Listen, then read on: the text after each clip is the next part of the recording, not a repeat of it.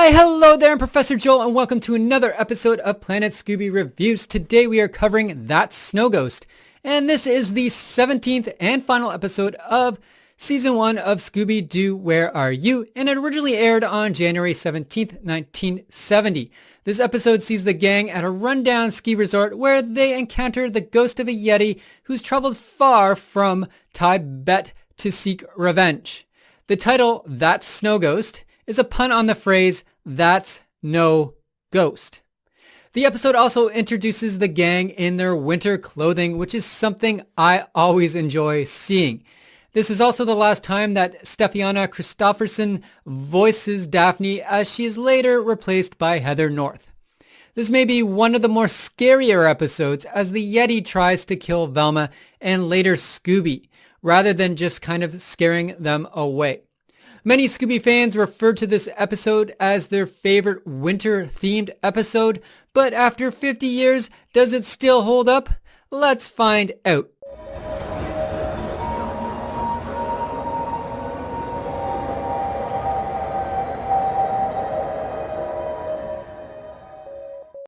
The episode begins with a white timber wolf howling in the wind. We then cut to a very large creature wandering through the snowy landscape. This is the Snow Ghost. At a ski chalet called the Wolf's End Lodge. Here we are, Wolf's End Lodge. Like it even sounds like a wolf. That is a wolf, silly. The mystery machine pulls up and the gang hear the wolf howling. The gang are there for the weekend for a skiing trip, and Daphne comments on how run down the building looks. What a rundown and creepy place for a weekend of skiing. Freddie replies that it's the only place he could find. As they are welcomed by a lodge owner, Mr. Greenway. Welcome to Wolf's End Lodge. Another man called Mr. Leach walks in and asks Mr. Greenway to store his suitcase away. It's cold out there.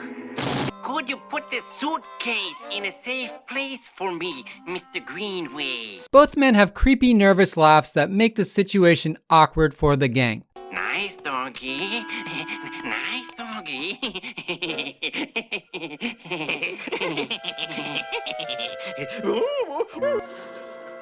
Who's that?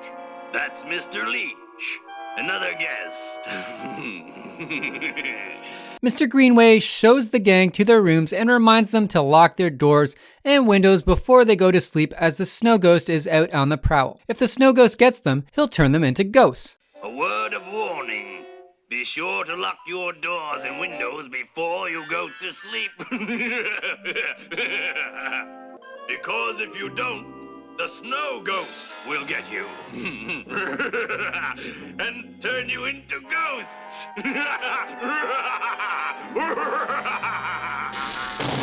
Snow ghosts? The wolf continues to howl as the gang nervously chat. Shaggy checks one of the windows to lock it and sees the Snow Ghost. This sets the gang in a panic and they run out of the room. Running outside, they head to the window where they see the Snow Ghost footprints. They snag a couple of snow cars and follow the footprints, which ends at a chasm. And I have to say, they stopped a little too close to the edge. Call me a chicken, but I find stopping your snowmobile on a dime so the front sled hangs off the edge of a chasm is a little too dangerous for my blood. But regardless, it makes for a really cool image. Up on top of a mountain cliff, the Snow Ghost leaps off and swoops towards them. The gang ducks, and when they lift their heads up, the ghost has vanished into the forest. Once more, the gang take chase and stop at where the Snow Ghost disappeared. Nearby, they find a cave and go in and investigate. Inside the cave, they find the interior furnished with Tibetan artifacts. Velma strikes a gong and a curtain opens where they meet Mr. Fu Len Chi.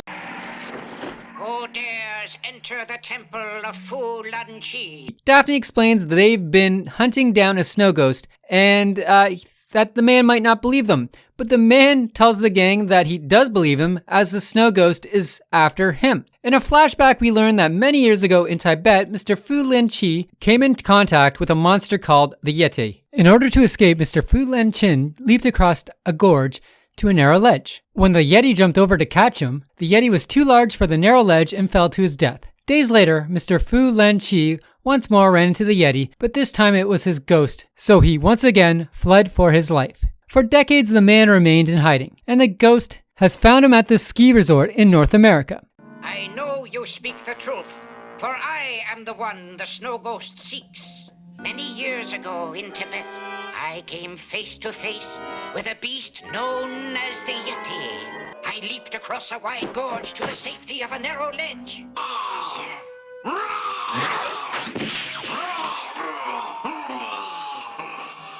But I had not seen the last of him, for his ghost returned to seek revenge. And now, after all these years of hiding, he has found me once again. The gang are also introduced to the white timber wolf that Mr. Fu Lenqi keeps as a pet. After hearing his story, the gang head off to find the snow ghost once more and look for clues. Velma spots a footprint covered in sawdust.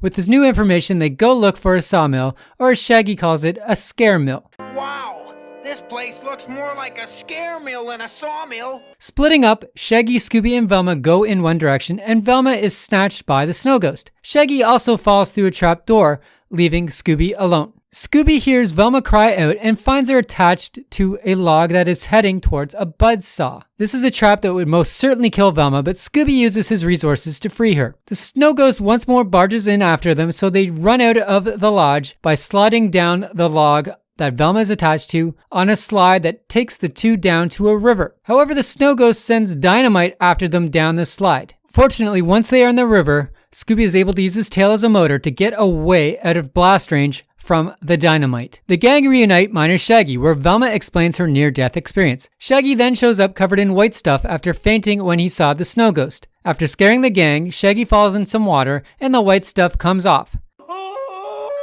It's Shaggy.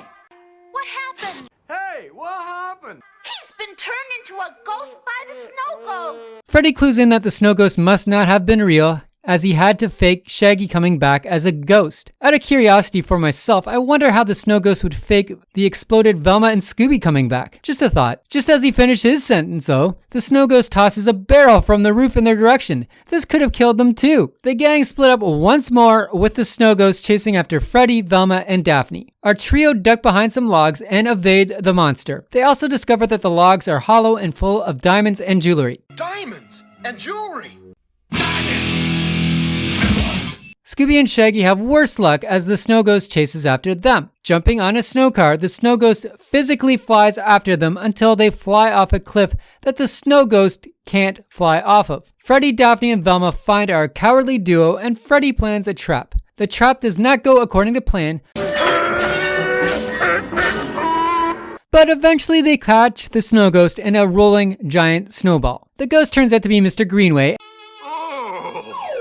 Mr. Greenway. Have I got a headache?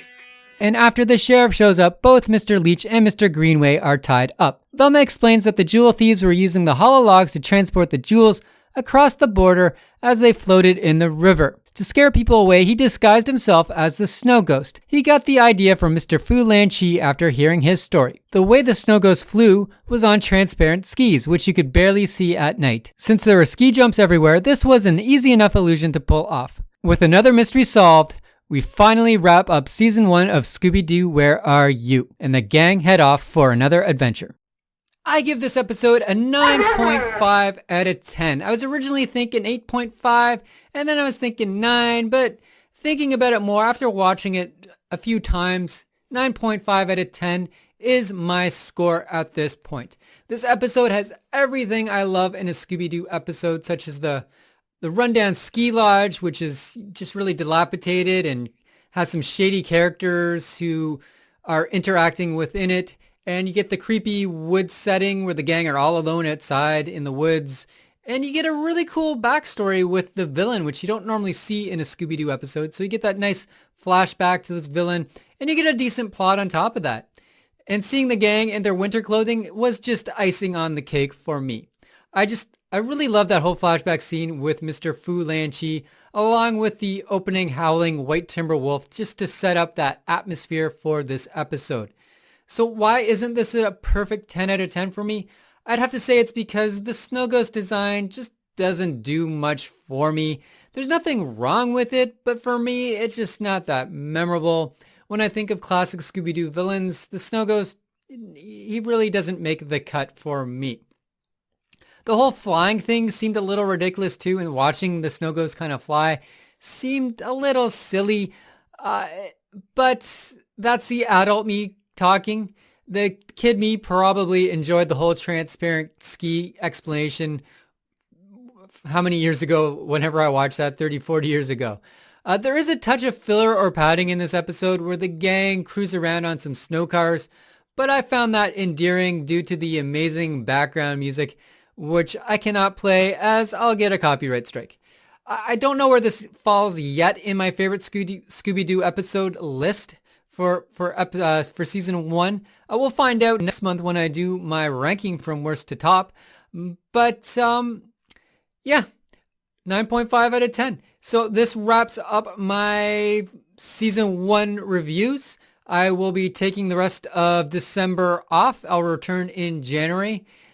Until then, I hope everyone has a great Christmas holiday break or whatever you're doing. I hope it's safe. I hope everyone's safe and healthy, and stay safe and healthy.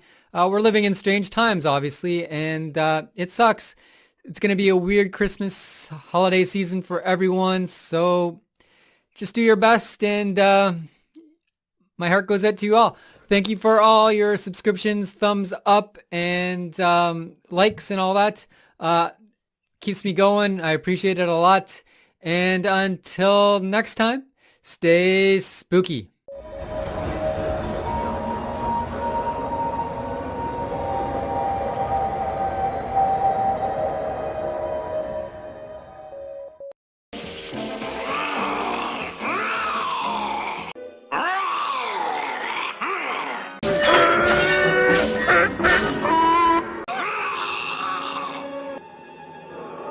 I got a headache.